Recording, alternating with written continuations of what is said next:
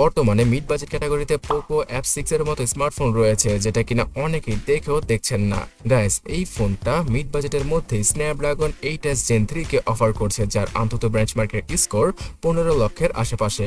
তাছাড়া অ্যামোলেড প্যানেলের higher refresh রেটের ডিসপ্লে, খুব ভালো মানের ক্যামেরা সেটআপ সহ সর্বোচ্চ 512 জিবির ইন্টারনাল মেমোরি এবং 24 জিবি র্যাম ইউজ করার সুবিধা শুধুমাত্র পোকো F6 স্মার্টফোনটাই এই মিড বাজেট ক্যাটাগরিতে আমাদেরকে অফার করছে। সো আদৌ কি ফোনটা ভালো হবে আমাদের জন্য, আর কোথা থেকে আপনারা খুব কম প্রাইসে ফোনটা কিনতে পারবেন, সবকিছু সম্পর্কে জানতে লাইক এবং সাবস্ক্রাইব করে দেখতেই থাকুন। পোকো F6 স্মার্টফোনটার বক্সের ভেতরে পাওয়া যাবে 90 ওয়াটের পিডি চার্জারকে। সো এই হাই ওয়াটের চার্জার দ্বারা শুধুমাত্র 35 মিনিটে ফুললি চার্জ করা পসিবল হবে পোকো F6 কে।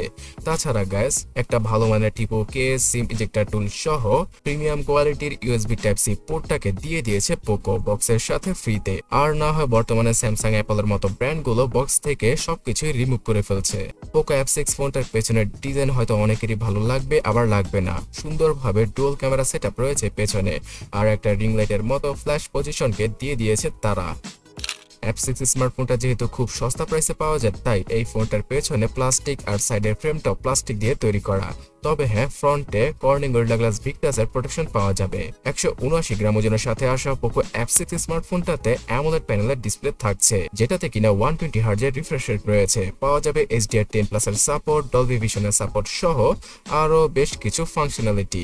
এছাড়া সর্বোচ্চ 2400 নিটসের পিক ব্রাইটনেস দিয়ে দিতে পারবে এই ডিসপ্লেটি। ডিসপ্লের নিচেই পাওয়া যাবে ফিঙ্গারপ্রিন্ট স্ক্যানারকে। তাছাড়া 1.5K রেজলিউশনের সাথে আসা এই ডিসপ্লেটা পুরোপুরি মাখনের মতো লাগবে, আর যে কোনো কন্টেন্ট ওয়াচ করে খুব ভালোই লাগবে এই ফোনটা দ্বারা, যেহেতু এখানে HDR10+ এর সাপোর্ট রয়েছে এবং ওটিটি প্ল্যাটফর্ম যেমন নেটফ্লিক্স আর অ্যামাজনে আপনারা ফুল এইচডি রেজলিউশনে ভিডিও স্ট্রিম করতে পারবেন।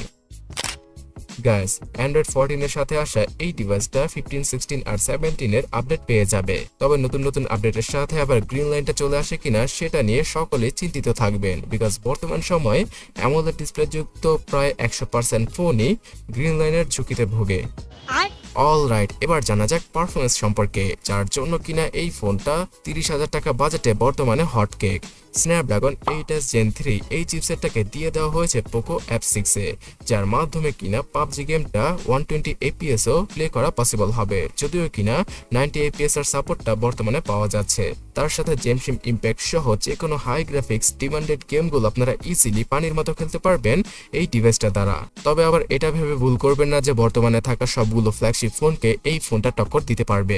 স্ন্যাপড্রাগন 8s Gen 3 টা তো পাওয়ারফুল চিপসেট, বাট এটা স্ন্যাপড্রাগন 7+ Gen 3 এর একটা আপগ্রেড ভার্সন। তাছাড়া আপনি যে টাকাটা পে করবেন সেই বাজেটে এটাই সবচেয়ে কামলা টাইপের একটা ফোন, যেখানে কিনা যে কোনো ভিডিও এডিটিং সফটওয়্যার পানির মতো চলবে। ফুল এইচডি থেকে 4K ভিডিও এডিট এবং রেন্ডার করতে পারবেন আপনারা। তার সাথে ভিডিও করার সময় পাওয়া যাবে 4K তে 60 fps এর আউটপুট। তো আর কি লাগে ভাই। এবং ইউজার এক্সপিরিয়েন্সগত দিক দিয়ে হাইপারওএসটা বর্তমানে মোটামুটি ভালোই বলা চলে, আর এই ফোনটা 2 বছরের মতো ভালো একটা ল্যাগ ফ্রি এক্সপিরিয়েন্স দিয়ে দিতে পারবে আমাদের। স্টোরেজগত দিক দিয়ে 8GB এবং 12GB এই দুইটা র্যাম ভেরিয়েন্টের সাথে আসা পোকো F6 স্মার্টফোনটাতে 256GB থেকে শুরু করে 512GBর UFS 3.1 4.0 ক্যাটাগরির ইন্টারনাল মেমোরি রয়েছে। যদিও কিনা এসডি কার্ড ইউজ করার সুবিধা পাওয়া যাবে না এই ডিভাইসটায়, তো 256GBর ভেরিয়েন্টটা কিনলেও আপনারা জিতবেন, যেটা কিনা বর্তমানে 30 থেকে 31,000 টাকায় পাওয়া যাচ্ছে।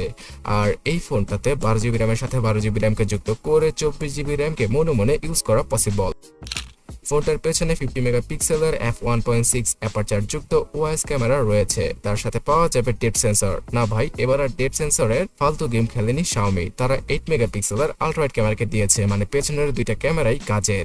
এখানে সর্বোচ্চ 4K 60 fps এ ভিডিও করা আর 1080p তে সর্বোচ্চ 240 fps এ ভিডিও শুট করা পসিবল হবে। তো স্লো মোশনটা যে কতটা মাখনের মতো হবে সেটা তো কল্পনার বাইরে। ওআইএস এবং ইআইএস মিলে খুব স্টেবল ভিডিওগুলো শুট করা পসিবল হবে পোকো F6 দ্বারা। তাছাড়া 20 মেগাপিক্সেলের সেলফি ক্যামেরাটাও মোটামুটি ভালোই বলা চলে 30 থেকে 35,000 টাকা বাজেটে। Under display fingerprint scanner, software base face unlock সহ জাইরো, কম্পাস আর এনএফসি এবং আয়ার ব্লাস্টার পোর্টটাও পাওয়া যাবে এই ফোনটাতে। ডুয়াল স্টোরেজ স্পিকার থাকছে ফোনটার উপরে এবং নিচে, কিন্তু 3.5mm হেডফোন জ্যাকের কর্তকে আমরা সকলেই মিস করব। 5000 mAh এর ব্যাটারি দ্বারা সর্বোচ্চ 8 ঘন্টার মতো এসওটি পাওয়া পসিবল এবং একদিনের মতো ব্যাটারি ব্যাকআপ ইজিলি দিয়ে দেবে এই ডিভাইসটি। থাকছে 90 ওয়াটের চার্জিং স্পিড। ব্ল্যাক, গ্রিন এবং টাইটেনিয়াম এই তিনটা কালারেই বাংলাদেশের মার্কেট কাঁপাচ্ছে 30 থেকে 35 হাজার টাকা বাজেটে পোকো F6। আর এটার যে চাইনিজ ভেরিয়েন্ট রয়েছে মানে রেডমি টার্বো 3, সেটাকেও আপনারা দেখতে পারেন যদি চাইনিজ রোমের ইউআইতে আপনাদের অ্যালার্জি না থাকে, কারণ সেই ফোনটা পোকো F6 এর তুলনায় 1 থেকে 2 হাজার টাকা সস্তা। So gas, Bashundhara city shopping mall সহ যমুনা ফিউচার পার্ক আর আপনাদের নিজ নিজ জেলায় যেখানে কিনা আনঅফিশিয়াল ফোন সেল হয়ে থাকে সবচেয়ে বেশি, সেখানেই পোকো F6 অথবা রিয়েলমি টার্বো 3 কে আপনারা পেয়ে যাবেন।